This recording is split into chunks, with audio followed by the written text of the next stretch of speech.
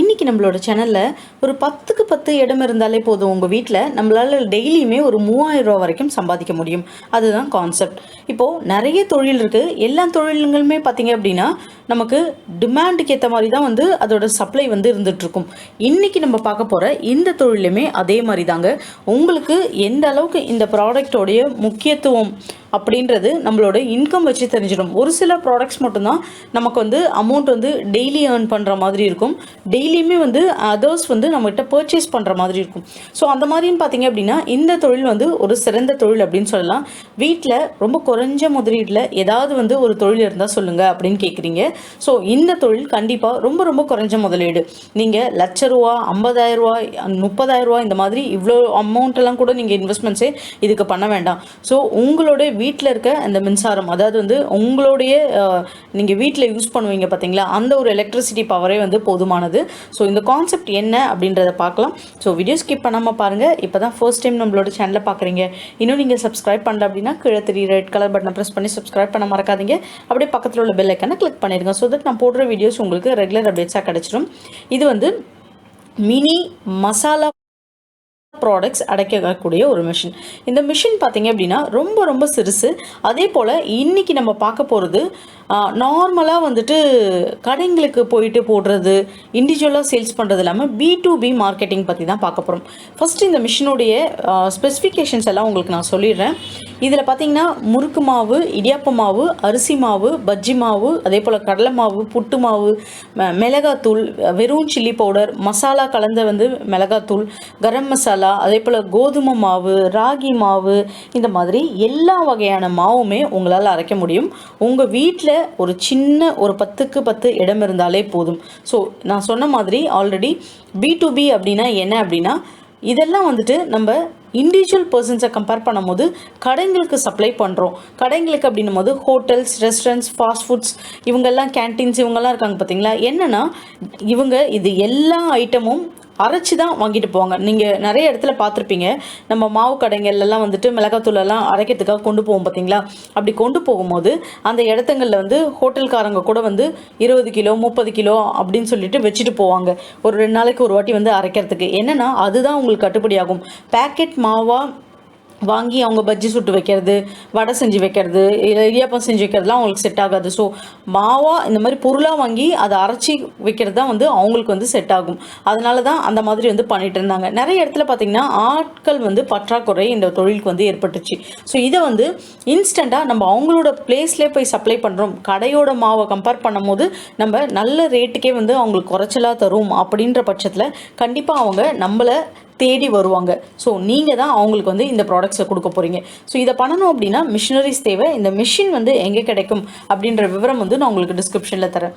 ₹14,000 இந்த machine starting இருக்குங்க. ₹20,000 வரைக்கும். சின்ன இடம் நீங்கள் பார்த்துருப்பீங்க, ஒரு டேபிள் சைஸ் இடம் இருந்தால் கூட போதும் இந்த மிஷின் வைக்கிறதுக்கு. ப்ரொடக்ஷன் கெப்பாசிட்டி பார்த்திங்கன்னா ஒரு மணி நேரத்துக்கு உங்களுக்கு 15 கிலோ வரைக்கும் இதால் ப்ரொடக்ஷன் உங்களுக்கு கொடுக்க முடியும். சிங்கிள் ஃபேஸ் எலக்ட்ரிசிட்டி தான். இதோட வெயிட் பார்த்திங்கன்னா 15 கிலோ. எங்கே வேணால் நம்ம அசால்ட்டாக தூக்கிட்டு போயிடலாம். ஒரு சிலிண்டர் இருக்குது பார்த்திங்களா, அதோடைய வெயிட்டு தான் இது. ஸோ எங்கே வேணால் அப்படின்றத நான் என்ன சொல்கிறேன்னா, நம்ம வேறு ஒரு பிளேஸ்க்கு இதை அங்கேருந்து பிஸ்னஸ் தொழில் தொடங்க போகிறோம், அங்கே தேவை நமக்கு அப்படின்னா கூட அதை கொண்டு போயிடலாம். அதே போல் ஒரு சில இடத்துல பார்த்திங்க அப்படின்னா பல்காக அவங்களுக்கு ஒரு நாளைக்கே 200 கிலோ 300 கிலோ அரைக்கிற மாதிரி அவங்களுக்கு தேவை ஒரு 2 நாள் அப்படின்னா அந்த இடத்துல கொண்டு போய் வச்சு இது அவங்களுக்கு அந்த ஒர்க்கை ஃபுல்லாக முடிச்சு கொடுத்துட்டு நம்ம கொண்டு வந்துக்கலாம். அந்த மாதிரியும் நம்ம செஞ்சுக்கலாம். ஸோ நம்மளோட கான்செப்ட் என்ன அப்படின்னா, இந்த மாதிரி ப்ராடக்ட்ஸ் இருக்குது பார்த்தீங்களா, மசாலா ப்ராடக்ட்ஸ், அதே போல் மாவு வகைகள், இது எல்லாமே ஹோல்சேல் மார்க்கெட்டில் நம்ம வாங்கணும். ஸோ இந்த ஹோல்சேல் மார்க்கெட் அப்படின்றது நமக்கு சென்னையில் இருக்கீங்கன்னா கோயம்பேடு மார்க்கெட், அதே போல் ஈரோடு, உங்களுக்கு சேலம், செவ்வாப்பேட்டை மார்க்கெட், இந்த மாதிரி எல்லா மார்க்கெட்ஸ்லையும் உங்களுக்கு அவைலபிளாக இருக்கும். உப்பு, புளி, மிளகாய், அரிசி, அதே போல் நீங்கள் ஹோல்சேலாக பண்ணுறதுக்காக தேவைப்படக்கூடிய எல்லா மளிகை ப்ராடக்ட்ஸுமே உங்களுக்கு இப்போ நான் சொல்லியிருக்க இந்த கடைகளில் கிடைக்கும். ஸோ அதுதான் ஹோல்சேல் மார்க்கெட் அப்படின்னு சொல்லுவோம் இல்லைங்களா. ஸோ அந்த பிளேஸில் உங்களுக்கு நீங்கள் எடுத்து இதை ரீபேக்கிங் பண்ணி சேல்ஸ் பண்ணுறதா இருந்தாலும் உங்களுக்கு உதவும். சரி, ஓகேங்க. இப்போ இதிலேருந்து எந்த அளவுக்கு நம்மளால் லாபம் எடுக்க முடியும் அப்படின்றத நம்ம பார்க்கலாம். ஸோ ஃபர்ஸ்ட் பார்த்தீங்க அப்படின்னா இது எல்லா ப்ராடக்ட்டுமே நம்ம டைரெக்டாக சப்ளை பண்ண போகிறது B2B தான். ஸோ B2B அப்படின்னும் போது நம்மளோட ப்ராஃபிட் ஒரு நாளைக்கு நம்ம ஒரு 100 kg சப்ளை பண்ணுறதா வந்து ஒரு சாம்பிள் நம்ம வச்சுக்கலாம். 100 kg எப்படி பண்ண முடியும் அப்படின்னு நீங்கள் வந்து டவுட் படாதீங்க. அரிசி மாவு அப்படின்னு நம்ம எடுத்துக்கிட்டோம் அப்படின்னாலே குறைஞ்சபட்சம் ஒரு நாளைக்கு வந்து ஒரு கடைகளில் ஒரு ஃபாஸ்ட் ஃபுட்டில் இந்த மாதிரி யூஸ் ஆகிறது குறைஞ்சபட்சம் ஒரு 10 கிலோவாவது யூஸ் பண்ணுவாங்க. அதே போல் பஜ்ஜி மாவு குறைஞ்சபட்சம் அவங்க ஒரு கிலோலேருந்து ஒரு 5 கிலோக்குள்ளே அந்த கடையோடைய கெப்பாசிட்டியை பொறுத்த அளவுக்கு வந்து யூஸ் பண்ணுவாங்க.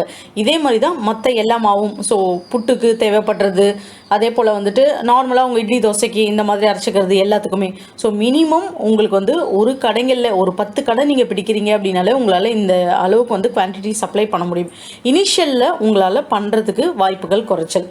இனிஷியலில் பண்ணும்போது நமக்கு ஸ்லோவாக தான் மூவ்மெண்ட் ஆகும். ஒரு 5 கிலோ 10 கிலோ ஒரு கடைங்கள்லையுமே சொல்கிறேன், ஒரு 5 கிலோ ஒரு 3 கிலோ வாங்கிக்கிறேன் அப்படின்னு சொல்லுவாங்க. ஆனால் நீங்கள் ஒரு 10 கடை எடுத்திங்கன்னா 30 கிலோ. ஸோ 3000 அப்படி இல்லைனாலும் உங்களுக்கு 1000 இனிஷியலில் ஒரு லாபம் எடுக்க முடியும்.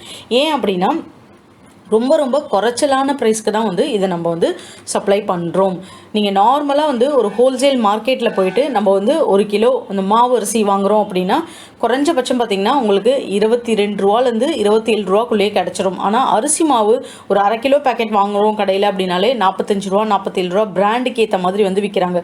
ஸோ ஒரு கிலோலாம் எடுத்துக்கிட்டிங்கன்னா உங்களுக்கு 75 ரூபா 80 ரூபா வரும்போது உங்களுக்கு ஒரு 5 ரூபா எலக்ட்ரிசிட்டி காஸ்ட் ஆனாலும் ஒரு 22 ருபீஸ் ஒரு பேக்கிங்கெல்லாம் ஆகுது அப்படின்னும் போது ஒரு 30 ரூபா உங்களுக்கு கிலோக்கு போனால் கூட உங்களால் வந்து ஒரு கிலோவுக்கு வந்துட்டு ஒரு 20 ரூபா ரேட் வச்சு 50 ரூபா 55 ரூபா அந்த மாதிரி உங்களால் சேல்ஸ் பண்ண முடியும் அரிசி மாவை. அவங்க கடையில் வாங்கினாலுமே பார்த்தீங்க அப்படின்னா இந்த ரேட்டுக்கு தான் கொடுப்பாங்க. ஏன் அப்படின்னா நம்ம ஹோல்சேல் கடைகளில் வாங்கும் போது ஹோல்சேல் கடையை பொறுத்தளவுக்கு நம்ம 2 மூட்டை 3 மூட்டை வாங்கும் போது 27 ரூபா 30 ரூபா அரிசி கூட நமக்கு 22 ரூபா 23 ரூபா கொடுப்பாங்க. ஆனால் ஒரு ஃபாஸ்ட் ஃபுட் கடைக்காரங்களே போயிட்டு அவங்க கிட்ட வாங்கினாலும் அவங்க வந்து ஒரு நாளைக்கு 5 மூட்டை 10 மூட்டைலாம் வந்து வாங்க போகிறது கிடையாது. ஏன்னா அவங்களுக்கு தேவை வந்து பார்த்திங்கன்னா உங்களுக்கு குறைச்சலான அமௌண்ட்டு தான், அதாவது அளவு தான் அவங்களுக்கு தேவை. அரைக்கக்கூடிய எந்த மாவாட்டம் நம்ம வந்து ஒரு 10 கடைக்கு வைக்கிறதுனால நம்ம வந்து அந்த அளவுக்கு பல்க் குவான்டிட்டி வாங்குவோம். அதனால தான் நமக்கு அவங்கள விட ப்ரைஸ் வந்து கம்மியாக தருவாங்க.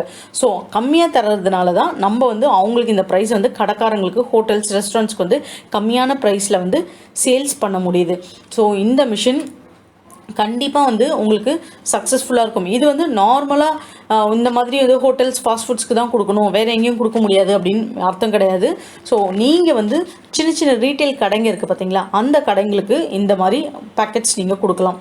எல்லா விதமான பஜ்ஜி மாவு, உங்களுக்கு கரம் மசாலா, அதே போல் குழம்புக்கு போடுற வந்து மிளகா மசாலா, வெறும் சில்லி பவுடர், அதுக்கப்புறம் மிளகுத்தூள், இதுக்கு மஞ்சத்தூள், இந்த மாதிரி எல்லா ஐட்டம்ஸும் உங்களால் பண்ண முடியும்.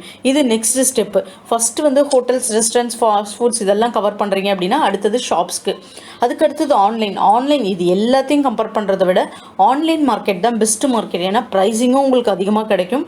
அதே போல் பார்த்தீங்கன்னா குவான்டிட்டியும் நல்லா போகும், தரமானது, நல்ல 100% வந்து நாங்கள் கலப்படம் இல்லாமல் வந்து சேல்ஸ் பண்ணுறோம் அப்படின்னு சொல்லிட்டு நீங்கள் கோதுமை மாவு, அதே போல் வந்து கடலை மாவு, அரிசி மாவுலாம் போட்டிங்கன்னா ஆன்லைன்லேயே வந்து பிச்சுட்டு போய்டும் உங்களுக்கு சேல்ஸு.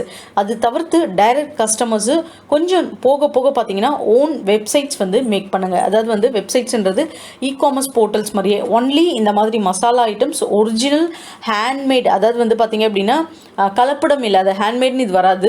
ஸோ கலப்படம் இல்லாத நீங்கள் வந்து மசாலா ப்ராடக்ட்ஸ் வந்து அப்படியே வாங்கி அரைச்சி சேல்ஸ் பண்ணுறதா. கொஞ்ச நாள் நல்லா போனதுக்கப்புறம் கொஞ்சம் குவான்டிட்டி ஒரு 100 கிலோ 200 கிலோ வந்து நீங்கள் இன்ஆர்கானிக் வாங்கி அரைக்கிறீங்க சேல்ஸ் பண்ணுறீங்கன்னா ஒரு 50 கிலோ வந்து ஆர்கானிக்காக வந்து வாங்கி சேல்ஸ் பண்ணுங்க. ஏன்னா அதுக்கும் கஸ்டமர்ஸ் இருப்பாங்க.